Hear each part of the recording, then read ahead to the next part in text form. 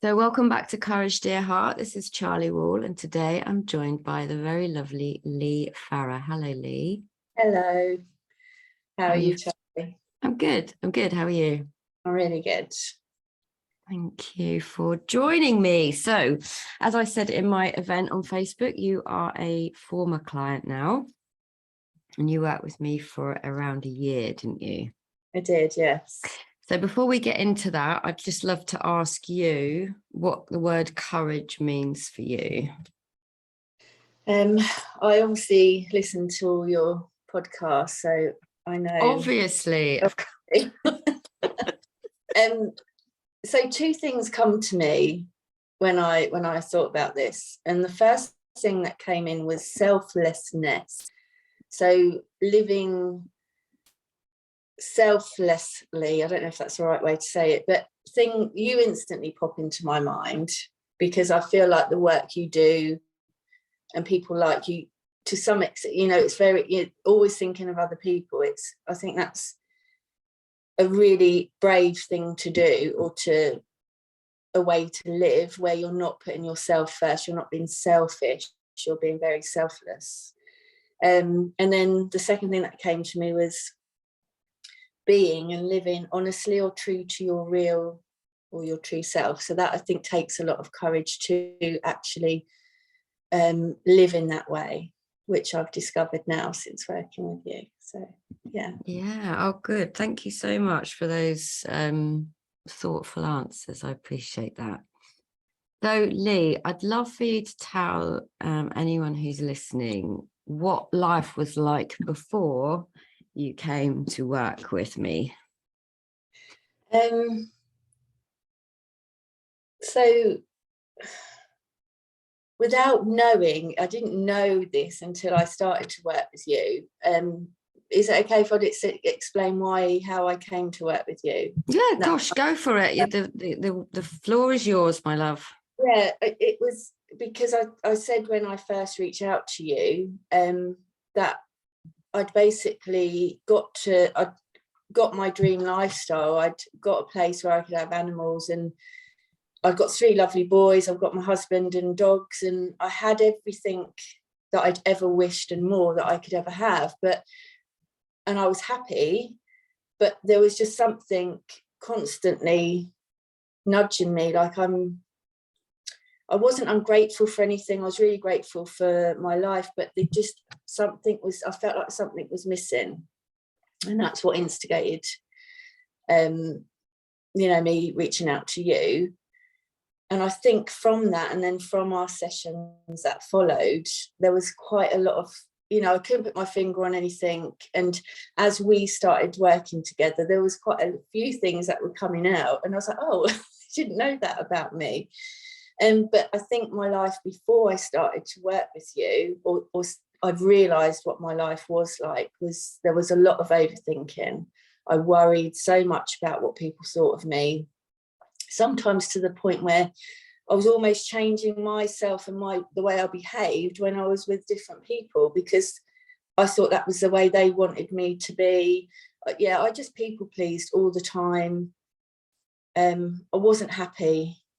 I really wasn't happy. I wasn't confident, and I wasn't being honest with myself. I'm not all the time, obviously, with my partner and the kids. I could be completely myself and things, but I did find myself doing things I didn't really want to do, and a lot of, I would always put myself down. I think, physically, like appearance wise or personality, I'd always look or see faults before anything else. And and that came out. Yeah, so what I'm hearing in what you just said, I mean, obviously I remember, I'm, very blessed to have known you for and seen that part of you. But what I hear in what you're saying is you had everything that your heart desired, in terms of like the house and the family, and you've moved to Norfolk, which is how we met, isn't it? Yeah. And yet that wasn't the thing that brought you happiness. You were still struggling with overwhelm and insecurity. Yeah, major insecurity.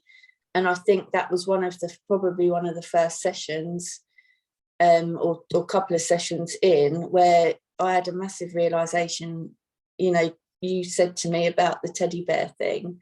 So the history I have is I've moved around so many times. Mum and Dad had pubs, and we just moved a lot. And I'd put this massive attachment onto this house where we are now, and being able to provide a home that, you know, we're not moving. And I'd put such a massive thing onto this house, having to keep this house, and if I don't have this house, then I'm not going to be okay. And things like that were coming out. And yeah, it's been really interesting, and how my life has changed since working with you, and how unrestricted it is now. I mean, we've got so many plans now that I wouldn't have had, because I was so, you know, this is it now. It's a home for my family, and I've got to provide that stability for them, because I never had it. And that's just all gone. Oh gosh, there's going to be a knock at the door. Bear with me. Yeah. Please don't knock. Please don't knock. Oh gosh. Hopefully podcast people will know. That's okay. To be honest, it's normally mine. The dogs bark, or someone knocks at the door, and then they knock on the window because they can see me. And I'm like, stop. Yeah, you're right on cue. So what was it, Leigh? Like, I know you mentioned the teddy bear analogy and foot. What's your memory of what you saw around that? Some people may not have heard about it, and I'll perhaps mention and link to that. I don't think until we talked about it. Yeah. It's that childhood, or if I have the teddy bear, I'll be okay.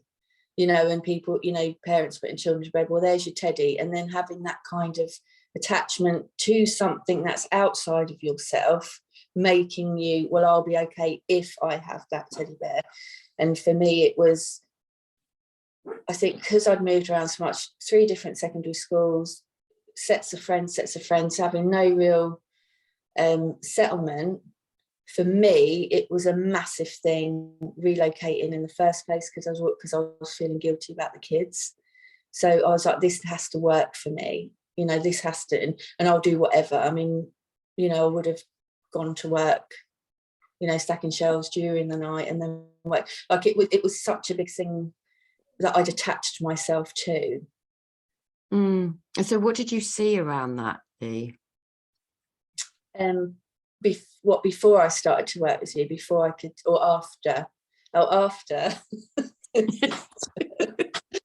Sorry. No, it's all good. It's all good. I don't know. I just now it's hard for me to describe it, because I don't have the feelings anymore. But it's just like a massive weight. Like to have that realization, and to have done the work that we did together, it just completely blows you away. It's completely changed my life, 100%. And the house thing, for me now, it's a house. It's just a house. And if whatever happens to me, to the house, whatever, I know my kids will be all right.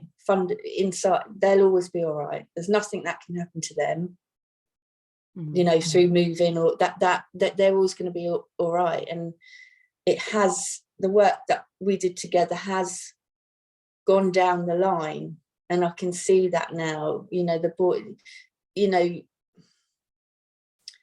I don't know again how to, I'm not very good with words, but just being able to see their confidence, or just their change in perspective. And I haven't done anything other than living a different way personally.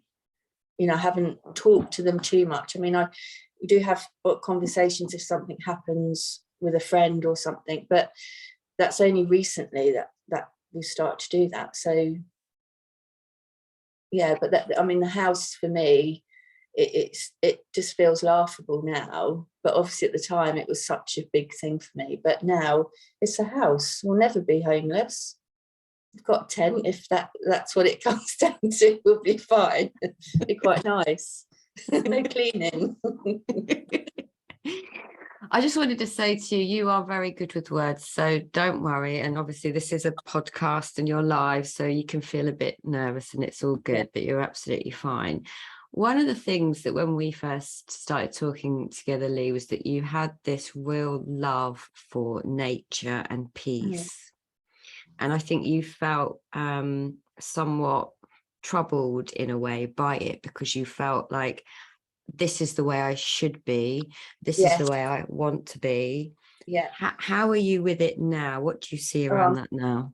Massively. I think we've gotten rid of so many belief systems that had built up, or the, society, the way I grew up, the way I was taught, everything, mainstream, just all of that.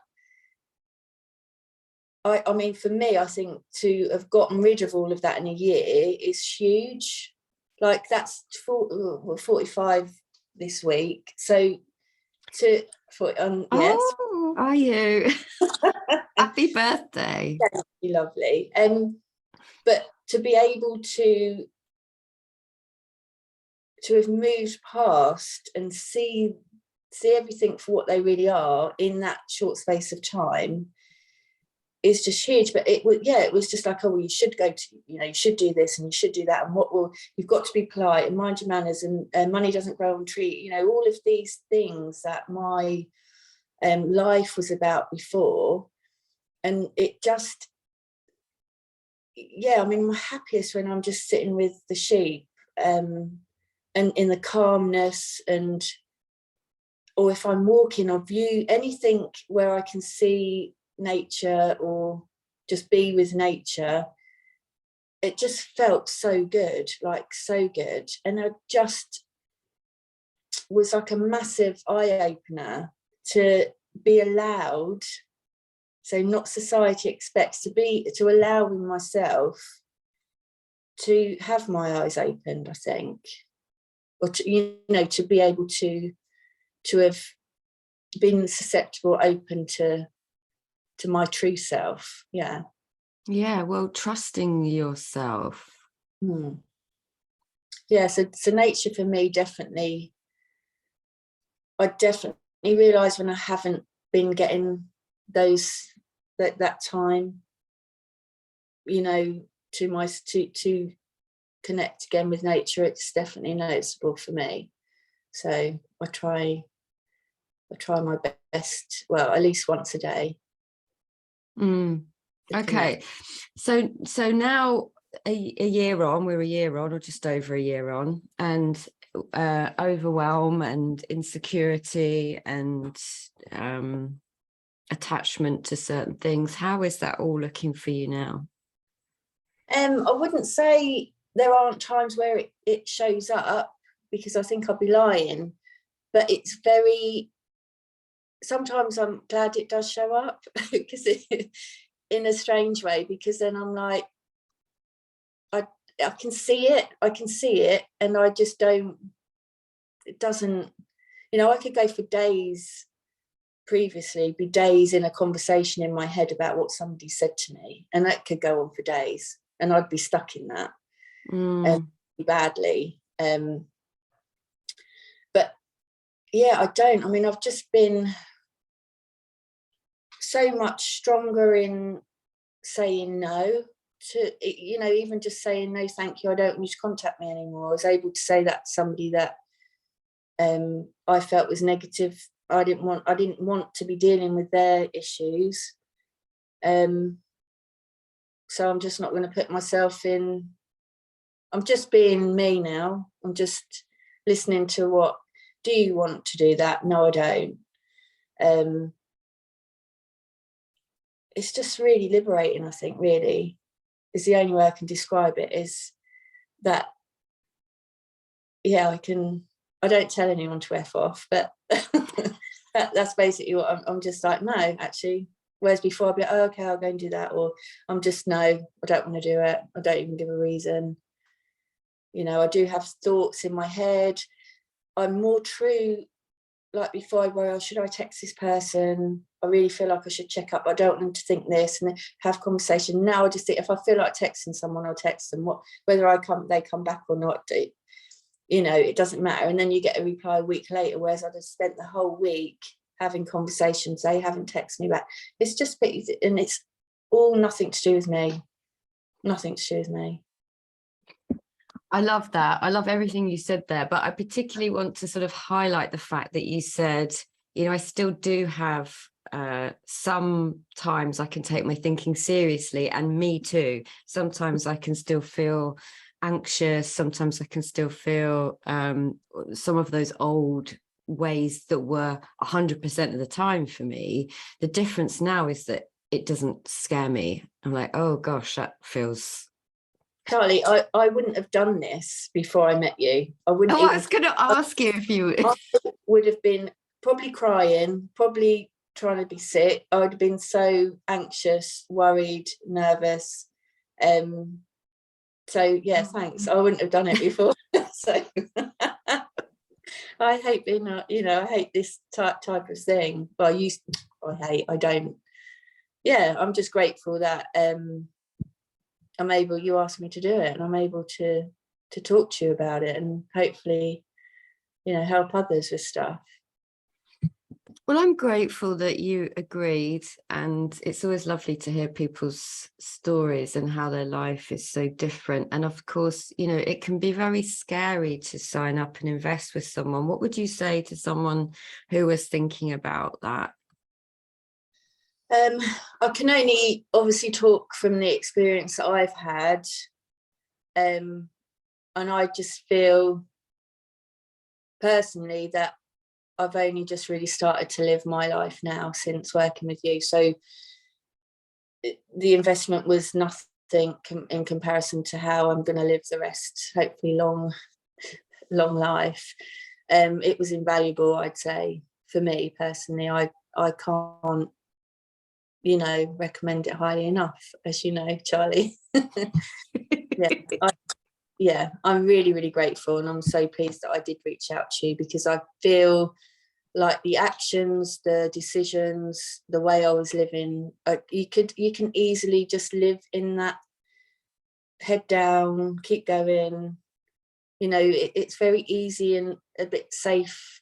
I could have lived like that for a longer period, but I'm really grateful. I'm glad that I didn't. I'm glad, and I don't have any regrets. But had I met you a bit earlier, and had I been having the nudges a bit earlier, that would have been good as well. But the time is always the time, and that's when it happened, is when it was right. So yeah, and I think again that's a really important point, because you and I had sort of first connected back in 2018, yeah, I think, and then we'd met, haven't we? And so yeah, often what I hear is, you've been in my field for a long time, Charli, but I was either ignoring the nudges or it felt too frightening for me. But then, like you say, once you literally take the leap and trust yourself, that's the first kind of step, as I see it, is trusting that intuition, trusting yourself enough to know that change is possible for you.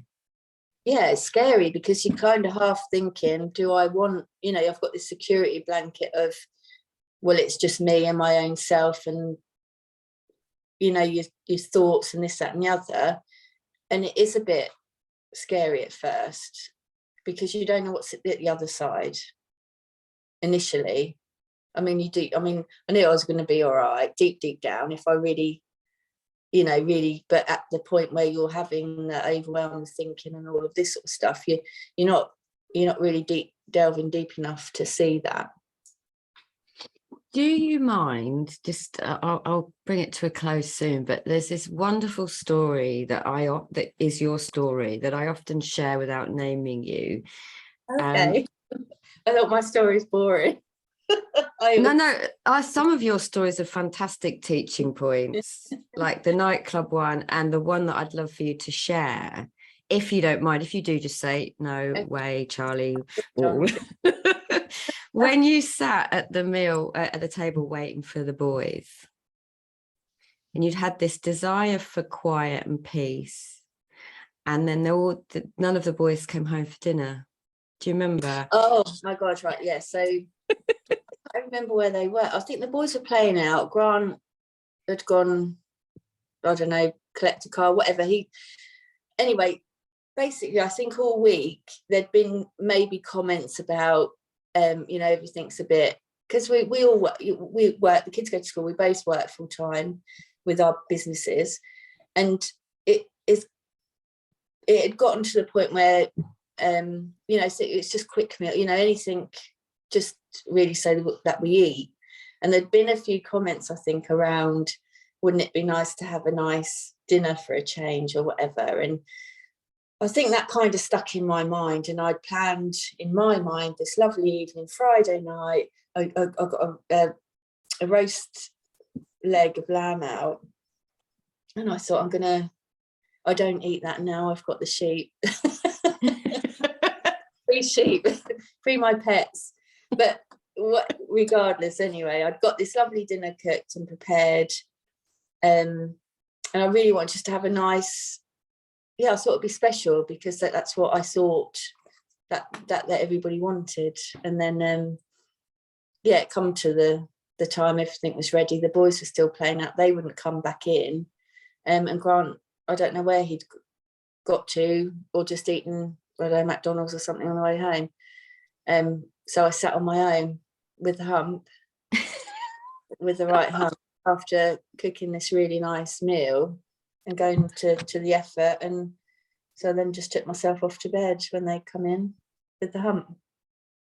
What did you see around that, though? Because this was a really interesting story, which I think a lot of women could probably resonate with, which was this creation in your mind of this. Well, yeah, I just, but I was angry because this is what they wanted. It wasn't even, I didn't want to stand and prepare a meal for a couple of hours. I didn't want to do that. It was all for them. And nobody could be bothered to even come and eat.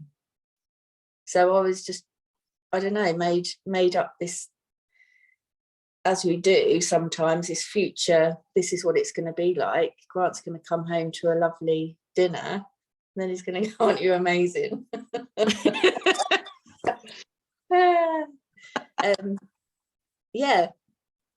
it wasn't like that. So, but now I don't even think about it now. I just get what you get, whatever is. And if you don't like that, then one of the boys last year made himself a sandwich because he didn't want the dinner. I was like, well, there's no guilt. I don't feel guilt. I don't feel anything. I've made food. Actually, Grant cooked last night. So I just think it's really the attachment to a future event, this sort of external validation that they'll think I'm wonderful because I've created this, but all of the thing being that you had the thought but didn't tell anyone. I don't think it was a sort of surprise. No. Sorry, because my memory's not very good. So I think Grant had come in. I don't even think I bothered to tell him that I was doing it. So that he'd eaten on the way home, thinking, oh, it's late, and not expecting. In his mind, he probably thought, well, I'm not going to make Leigh cook if the boys have just had a quick dinner or something. So I don't even think I'd told anyone I was going to have this lovely dinner done. So I sat there on my own with the hump. But the other interesting thing about this story is that you were craving time and space. And what happened in that moment was that you got this amazing time and space, but couldn't see past they're not coming home, no one's here. And that, for me, when we talked about that, it was a real defining moment for you, where you went, oh yeah. But I used to do that a lot with like loads of things, tidying their bedroom, washing up, or just not picking something up that's next to the bin and not in the bin. There was loads of stuff that I could have gone in, and it was a shame, because I could have sat there I did have a glass of wine. I could have sat and really thought, how nice is this? Just enjoying dinner on my own, which I never do. So to have that kind of insight, to think, why